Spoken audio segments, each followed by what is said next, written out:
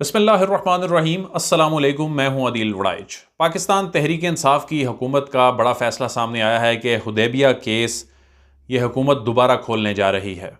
ये दोबारा केस क्यों खुलने जा रहा है? क्या कोई नए शवाहिद सामने आ गए हैं? और इसमें एक जो आइनी और कानूनी रुकावट है, ये हुकूमत कैसे अबूर करेगी?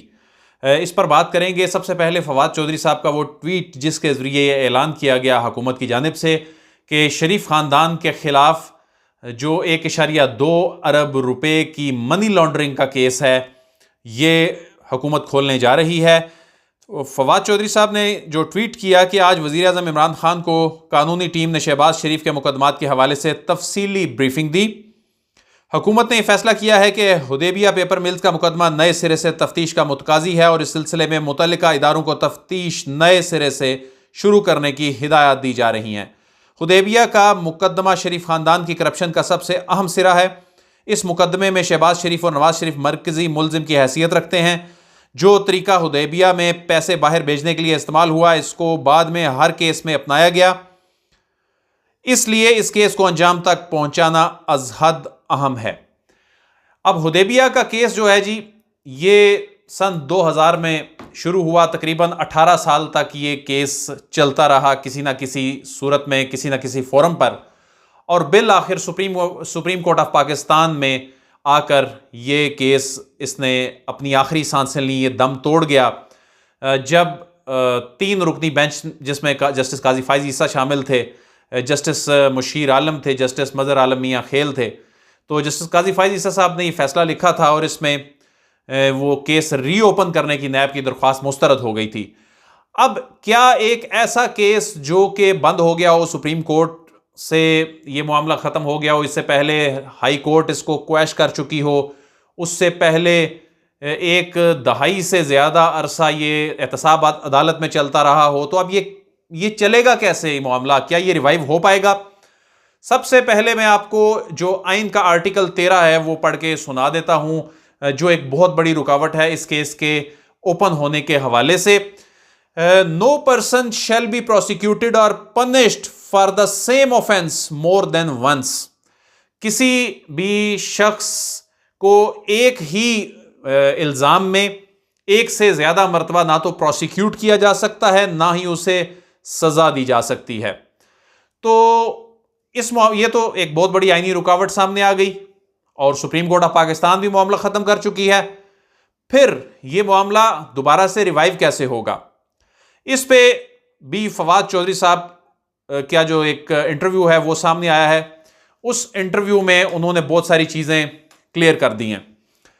इसमें पहली बात तो यह है कि यह मामला था नैब का। सन 2000 में नैब ने उस वक्त रेफरेंस दायर किया था और जब यह मुकदमा जो लाहौर हाई कोर्ट ने 2014 में रेफरेंस क्वैश किया, उसके बाद 3 साल तक नैब ने इस मामले में कोई अपील ही दायर नहीं की थी। फिर सुप्रीम कोर्ट के कहने पर यह अपील दायर हुई और यह मामला 3 रुकनी बेंच इसको ख़त्म कर देता है।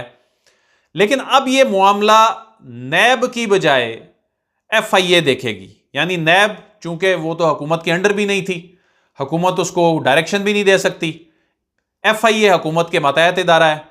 एहतसाब का नारा हुकूमत जो है, बल्कि पाकिस्तान तहरीक इंसाफ हुकूमत में आने से पहले से लगा रही है, लेकिन बेबसी थी, जाहिर है हाथ में कोई चीज़ नहीं थी। नैब जाहिर है कंट्रोल में तो था नहीं, और नैब की गलतियां और हुदैबिया केस तो नैब की गलतियों की एक कहानी है, जिसमें एक दहाई से ज़्यादा अरसा नैब ने इस केस में जिस तरह गैर जिम्मेदाराना, नैब ने क्या करना था, परवेज मुशर्रफ साहब की हुकूमत में NRO दिया गया इन्हें। यही तो इमरान खान कहते हैं कि एक NRO देने से मुल्क को कितना नुकसान होता है। वाकई ये वो केस है जिसमें NRO दिया गया और वाकई मुल्क को इसलिए नुकसान हुआ कि अगर वाकई ये जेन्युइन केस है 1.2 अरब का, अगर तो इसमें तो नैब दर्जनों इल्तवा पे इल्तवा मांगती रही, खुद कहती रही इस केस को जो है दबा दिया जाए, अभी इसको ना उठाया जाए। और यही वो चीज थी जिसमें आकर ये एक ऐसा पॉइंट बना जिसने इस केस के जो मेरिट्स थे उनको अफेक्ट किया। उस केस के मेरिट्स वाली साइड पे बातें जा ही नहीं पाई। इसहाक डार की वो स्टेटमेंट, इसहाक डार ने जो इंकशाफ किया था किस तरह अकाउंट किसी और नाम पे खुलवा के रकम जो है मंगवाई जाती थी, तो ये मामला टेक्निकल जो मामलात हैं उसकी नजर हो गया।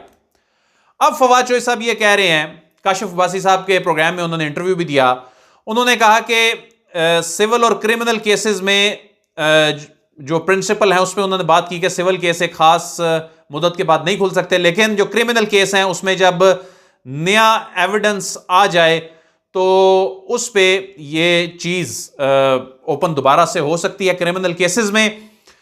तो इसमें फवाद चौधरी साहब ये कहते हैं कि इस केस पर का कोई भी मेरिट पे डिसीजन नहीं हुआ, बल्कि टेक्निकल ग्राउंड पर यह हाई कोर्ट और सुप्रीम कोर्ट पर इसमें फैसले आते रहे, और इसमें हवाला डीलरों के जरिए रकम बाहर गई, फिर अकाउंट्स खोलकर टीटीज के जरिए रकम वापस मंगवाई गई, फिर कानून बना दिया गया कि इन्होंने अपनी हुकूमतों में कानून बना दिया, मुस्लिम लीग नून ने, फिर उसके बाद पीपल्स पार्टी में भी वो उसका फायदा उठाया गया कि सोर्स ऑफ फंड बैरून मुल्क से लाई गई, अमाउंट का नहीं पूछा जाएगा। तो उन्होंने कहा कि इस केस में नई शहादतें वो सामने आ गई हैं, तरीकाकार नई शहादतें एवेल्युएट किया गया है, ये नहीं है कि अभी ये डिसाइड किया है, नई शहादतों को एवेल्युएट किया गया है। ये नैब नहीं करेगी, ये एफआईए की जुरिस्डिक्शन है। एफआईए चूंकि मनी लॉन्ड्रिंग उसकी डोमेन में आती है, तो नैब पे उन्होंने, वैसे तो मुझे ऐसे लगा तंजन कहा कि नैब पे पहले ही इतना बोझ है तो अब एफआईए को भी काम देते हैं।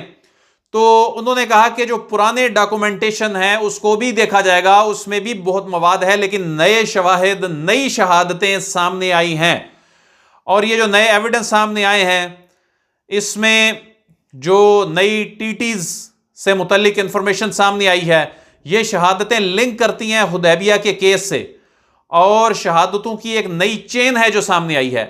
अब ये वो पॉइंट है जिसको बुनियाद बनाकर हुकूमत इस केस को दोबारा रीओपन करेगी कि इसमें नए एविडेंस सामने आ गए हैं, इसलिए आइन के आर्टिकल 13 का इस पे इतलाक नहीं होता कि एक ही केस में एक शख्स को प्रोसिक्यूट एक से ज्यादा मरतबा नहीं किया जा सकता या एक से ज्यादा मरतबा उसको सजा नहीं दी जा सकती। अब इसमें एक और वो नुक्ता, एक और पॉइंट जो उठाते हैं, वो हुकूमत जो उठाती है वो ये है कि ये टेक्निकल जस्टिस का शिकार रहा है। टेक्निकल इसमें चीजें जो सुकम थे उसका शिकार रहा है, इसमें टेक्निकल बुनियादों पर इस पर फैसला आता रहा। इस पे तो कोई भी फैसला इस केस के मेरिट पर नहीं आया, इस पर बात नहीं हो सकी। तो यह बात दुरुस्त है उनकी, यह बात इसलिए दुरुस्त है कि वाकई जो इसहाक डार ने जो बयान दिया था, और उन्होंने ये हुदैबिया केस उनके बयानात की नतीजे में ये उस पर अमारत बनी थी ये केस की, ये तो फिर एनआरओ दे दिया गया।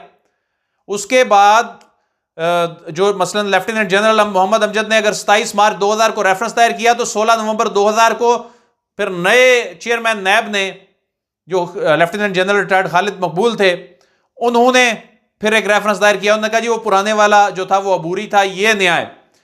उसके बाद फिर हुदैबिया पेपर मिल्स और उसके डायरेक्टर्स के खिलाफ जो सेक्शन 9 के तहत ये जो रेफरेंस दायर किया गया था, इस मामले को चंद महीनों में इतने अगर ठोस एविडेंस थे, नैब जिस तरह बाद में इसको परस्यू करने की कोशिश करती रही, लेकिन अगर उसको उस वक्त किया जाता तो इसको चंद महीनों में खत्म हो जाना चाहिए था।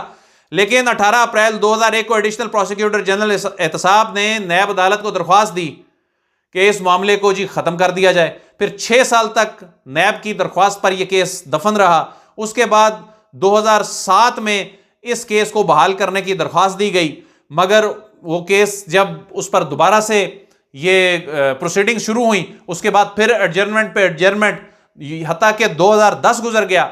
उसके बाद रेफरेंस क्वैश करने के लिए शरीफ खानदान ने हाई कोर्ट से रब्ता किया। 2014 में ये रेफरेंस क्वैश हो गया। उसके बाद 3 साल तक फिर नैब हाथ पे हाथ रख के बैठा रहा। तो ये वो एनआरओ का नतीजा है जो कि शरीफ खानदान को उस वक्त दिया गया, और ये मामला टेक्निकल जस्टिस का शिकार हो गया। हो सकता है शरीफ खानदान इसमें बेकसूर हो, लेकिन यह मामला एहतसाब अदालत में मेरिट्स पर चला ही नहीं है।